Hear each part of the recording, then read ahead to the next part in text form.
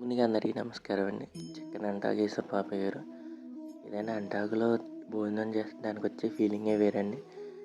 కొబ్బరికాయ పచ్చడి, అన్నవరం ప్రసాదం, నెక్స్ట్ పప్పు, వంకాయ, బంగాళదుంప. దీంట్లోకి చక్కగా వేడి వేడి వైట్ రైస్ పట్టించుకుని, అందుకే నేను ఎక్కడ ఉన్నాను అనుకుంటున్నారండి. ఇది పెళ్ళి అయితే అనుకుంటే మీరు పప్పులో కాలేసినట్టే. ఇది మా నాయనవల్లి వరసిద్ధి వినాయకుడి చిన్నదానం అన్నమాట అండి. ఇక్కడ అన్నవరం ప్రసాదం ఉందండి. చాలా చాలా బాగుందన్నమాట అండి. నెక్స్ట్ పప్పులోకి ఆయన వెళ్ళి కొబ్బరికాయ పచ్చడి కలుపుకుని ఒక ముద్ద పట్టుకుంటానండి. లోకాలు ఆయన తిరిగాడు కానండి, ఈ ముద్దతో మనం కూడా ఆయన వెంటే లోకాలు తిరిగేస్తామండి.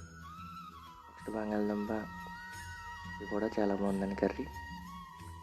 నెక్స్ట్ మీకు ముందు అర్థమైపోతుంది మనం ఏం వేసుకోవడం. సాంబార్, ఆయన వెళ్ళిన సాంబార్ అండి నిజంగా అమృతమేనండి. చక్కగా వేడి సాంబార్ కలుపుకొని, నెక్స్ట్ మన కాన్సెప్ట్ ఏంటి అర్థం అవ్వలేనట్టున్నారండి. మొత్తం బయటికి వేసాడు.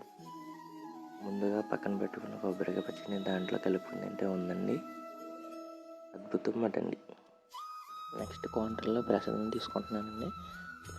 ఆయన వల్ల స్పెషల్ ఏంటంటే ఇక్కడ దొరికే లడ్డు మళ్ళీ మనకి తలుపులంలో దొరుకుతుందండి. కొత్తగా ఛానల్ పెట్టే కొంచెం మీరు సపోర్ట్ చేయాలండి.